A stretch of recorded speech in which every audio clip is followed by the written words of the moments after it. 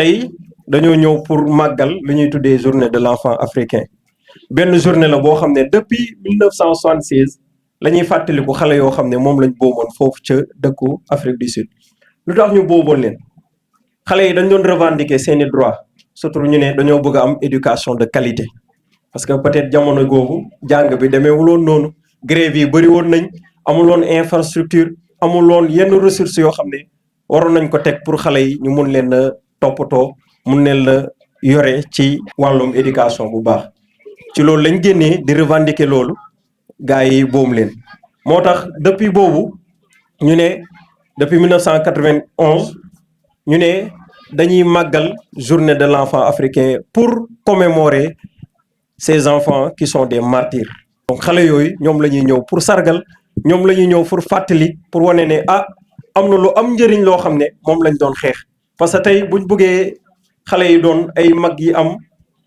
ñam lañ ko mën a wax wala ay xale yoo xam ne sont responsables pour ëllëg il faut que ñu jaarale lépp ci éducation bu baax. éducation nekk na ci wàllum jàng nekk na aussi ci jàllum métier parce que xale am na fu muy toll mun na nekk di jàng apprentissage de corps de métier pour que ëllëg bu màggee mu am ci loo xam ne loolu la téye nga nekk xale tamit di jàng école war nañ la mën a apporter une éducation de qualité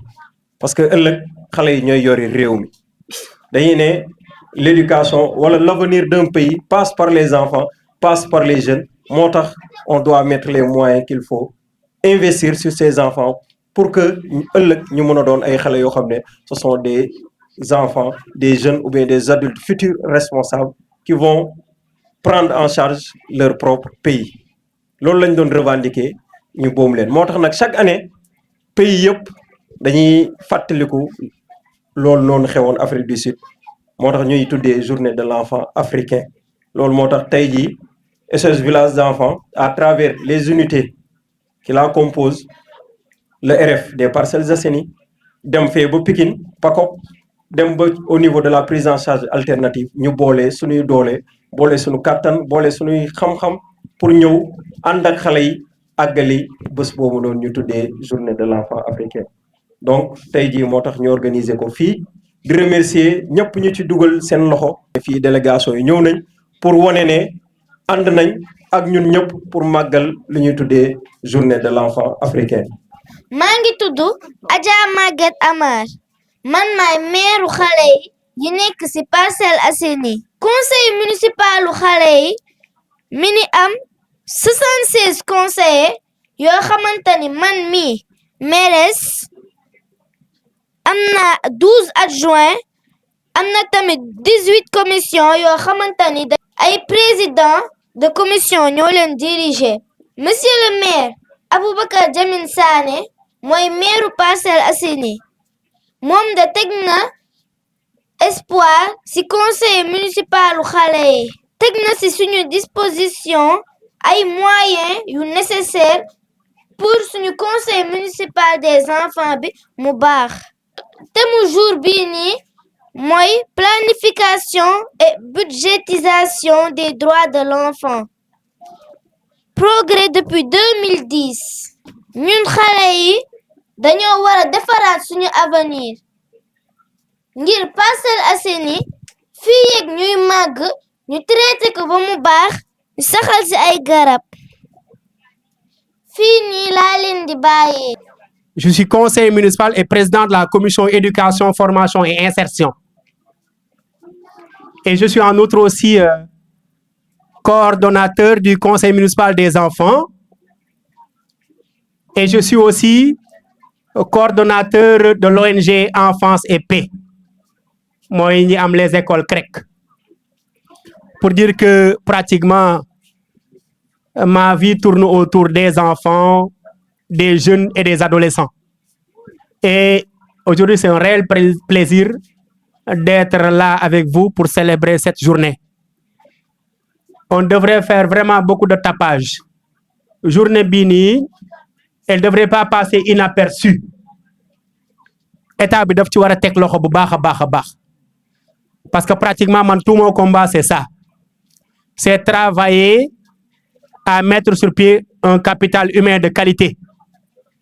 Parce que Sénégal, je le dis quelquefois à mes élèves que Sénégal mën na romb France en 10 ans fii léegi 10 ans ce sont les Français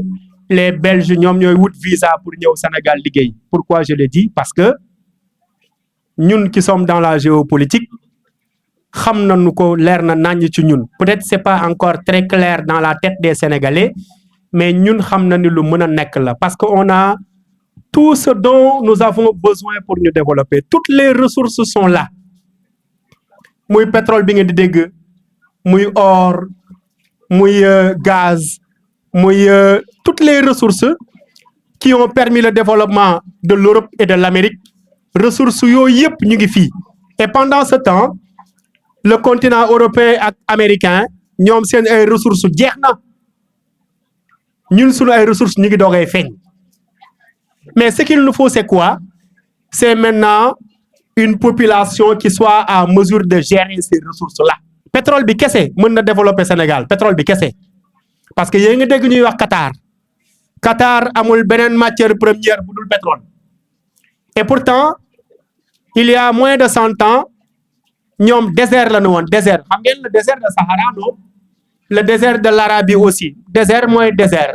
dëkk bu amul dara ci naataange.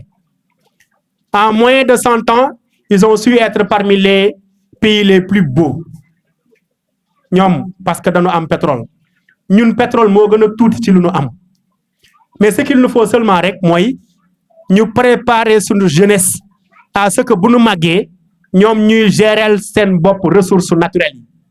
yi ñu bañ a wutati beneen ay entreprises étrangères ñu jógee Espagne jógee États-Unis Canada wala Chine ñëw di exploiter sunu ay matières premières di jël genn wàll gi di def seen poche ñun on voudrait que cette jeunesse-là soit vraiment bien préparée que cette jeunesse-là soit vraiment bien éduquée et vraiment bien formée moom la madame la mairesse jeexaloon léegi ci discours am mu ni c'est un défi. Le défi c'est quoi? C'est que vous la jeunesse vous avez une mission à remplir parce que un penseur ñu koy wax Franck Fanon dafa wax mu ni chaque génération a dans une relative opacité découvrir sa mission la remplir ou la trahir. Ma faram fàcce que ma ni moom dafa ni génération bu nekk am na mission bu la yàlla dégg lu tax nga ñëw ci kaw suuf mu ni mission boobu da nga war a travailler ci xam lan moo tax yéen xale yi ngeen ñëw ci suuf.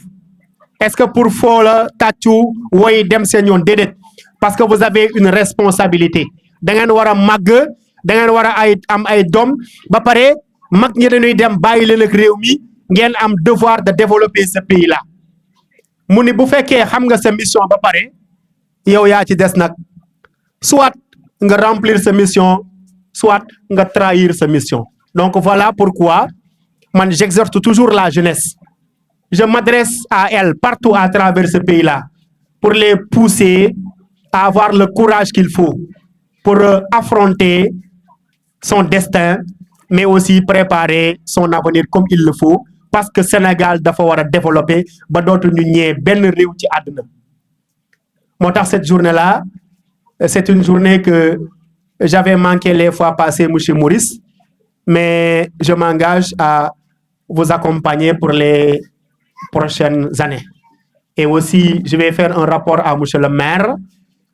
parce que on a mis sur pied un conseil municipal des enfants pour ne s'occuper que des thématiques relatives à la question de l'enfance. Adja Maguette am na fu mu ko brossé mu ni am nañu benn feuille de route. Feuille de route bi ay thématiques yu am solo ñoo ci nekk bokk na ci thématiques yi mooy le budget participatif. mooy nuroo thème bii nii ñu bind sama ginnaaw budget participatif mooy article 12 wax na ko léegi bi xale yi jàllee ñu ni fi ñuy décider dans les instances de décision muy mairie muy ci ministère yi muy ci présidence de la République muy ONU muy CEDEAO muy un peu partout tout ce qu'on appelle les instances de décision xale yi dañ fa am seen baat dañ fa war a di ñëw taxaw di wax loolu moo tax monsieur le maire Ababacar Jamil Sané bi que état du Sénégal essayé jamono yëpp amagul ku ko réussir comme il le faut Jamil ak ñun équipe bi nekk ci moom maa ko coordonné ak monsieur Sarafin ñu xar ci sunu tànk tubéy pour mettre sur pied ce conseil municipal des enfants. Donc ce sera un conseil consultatif ñu leen di déglu ñoom daanu am ay conseil municipal maanaam des conseils je veux dire des jours de conseil maanaam réunion lay doon ñoom ñu ñëw toog waxtaane seen ay problème parce que am nañu ay adjoint au maire yuy chapeauter ay commission te commission bu nekk dafa englober ay thématiques moo tax là je suis accompagné au-delà de la mairesse il y a mademoiselle Khady Ndiaye qui est là devant moi moom mooy adjointe au maire chargée des relations extérieures mi ngi di taxaw Khady Ndiaye voilà adjointe au maire chargée des relations extérieures. Il y a aussi à côté d'elle mademoiselle Awa Kanlou, adjointe au maire chargée des groupements de promotion féminine, la promotion de la femme et des jeunes filles aussi. loolu nag dama koy tooñe góor ñi chaque fois di leen wax maintenant on devrait plutôt parler de promotion des jeunes garçons et le maintien des jeunes garçons à l'école parce que li may wax xam naa que ab professeur là j'ai des classes de S j'ai même une classe de S1 et madame la sous-préfet peut témoigner ñoom bokk na ci génération yi ñeme S mais ñun sunu ay génération bu ñuy jàng góor ñi sax ñeme woonu S2 waxuma la jigéen ñi mais léegi je parle même pas de S2 mais S1 S1 da ngay dugg ci école bu toll na Limamou Laye école bu nga xam ni am na ay 50 et quelques classes S1 bi boo fa duggee maximum 8 élèves 7 8 nga fay fekk. man j'ai une classe de S1 dans laquelle il y a 8 filles et 6 garçons et des classes de S2 yi nga xam ni maa ngi leen di téye pratiquement yi ma ci yor yëpp ce sont des filles qui sont premières de classe dans les S. C'est le monde à l'envers. C'est pourquoi on devrait plutôt maintenant accompagner les garçons parce que les filles ne sont plus un problème dans ce pays-là. Et si vous voyez bien, la mairesse, c'est pour la première fois que vous avez une mairesse. Elle a ouvert le bal pour dire que les femmes sont aussi dans des instances politiques. Et bientôt, elles vont damer le point aux garçons. Bientôt, di ngeen gis à travers le pays des maires yu jigéen ay maires di ngeen gis aussi présidente de la République pour les générations à venir donc moo tax ma leen di gën a ñaax pour ngeen gën a am fulla am fayda jël seen avenir en main. Il y a Cheikh Oumar Foutiyou Ba, adjoint au maire chargé des affaires juridiques et administratives. Nous avons aussi Ousseynou Diatta, adjoint au maire chargé de la démocratie participative. Sànq wax naa le budget participatif pour dire que à la mairie maintenant bu ñuy voter budget dañ ciy jël benn pàcc loolu ñu def ko nii teg de côté pour xale yi bu na amee seen ay soxla bien que am na man mi yore éducation xam naa ci dara parce que dañuy génn ay millions et des millions jënd ko ay fournitures génnee ren ñu ngi génn 260 millions def ko ci rénovation des écoles. ñu ngi war a ibbi ñu ngi koy lancer le mercredi 25 le centre de formation des Parcelles Assainies bi nga xam ne ay partenaires allemands ñoo ñu ci accompagner ak d'autres partenaires qui sont un peu partout à travers le monde dañ koy ibbi fii aux Parcelles encore à l'unité 25. Donc pour dire que ñun ñu ngi def suñu wàll li ñu bëgg rek mooy yéen ngeen bañ a topp ce monde là qui est trop distrait mais ñun suñu ay xale dañ leen bàyyi rek ñuy dem. moo tax suñu génération ñun li ñu am comme défi mooy ñu jël assez de moyens yi nga xam ne ñi leen di yàq ñu ngi koy def ñun aussi ñu mobiliser assez de moyens pour continuer di leen defar de toute façon ñun au niveau de la mairie dans ma commission monsieur le maire Ababacar Jamil Sané aussi ci loolu la nekk défi boobu monsieur Guèye mii toog nekk suma wet dafa nekk personne ressource ci conseil municipal des enfants bi day ñëw chaque fois ci réunion di joxe ay idées. Donc, pour dire que même si tous les élèves ne sont pas là, les directeurs sont là, les enseignants sont là, nous, les professeurs, nous sommes là. Bah, par élèves, nekkul ñoom rek ñoo nekk ci conseil municipal des enfants. Il y a des talibés. Am na ay talibés dañu dugg ci talibés yi ci daara yi jël fa ay xale. Dugg ci école publique yi jël fa ay xale. Dugg ci école privée yi jël fa ay xale. Dugg ci mouvement de la jeunesse comme SOS enfant bi am na ay xale yu nekk ci conseil municipal des enfants ak ay IMCA ak association yu bare pour dire que c'est en fait les Parcelles Assainies en miniature ñoo nekk ci conseil municipal des enfants bi thématique yëpp nag yoo xam ne intéressant la nekk muy santé muy éducation muy protection de la petite enfance yooyu yëpp ñoom dañ ko jël dinañ ko def plaidoirie di ko wax fu nekk fu seen làmmiñ mën a egg dinañ ko fa yóbbu monsieur Diouf aussi nekk directeur nekk na la toog moom aussi bokk na ci ñi accompagner déjà dès l'instant que vous mettre l'école à votre disposition donc loolu rek c'est un grand accompagnement ñu leen di remercier bu baax. Je suis enfant, je suis parent, j'ai toujours voulu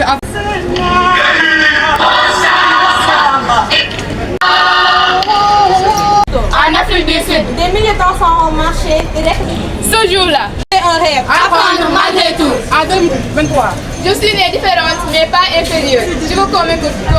Inclusion, la loi. En 2024, l'école ce n'est pas un luxe, c'est un droit pour tous. En 2025, nous rêvons d'une Afrique où chaque enfant a sa chance pour grandir avec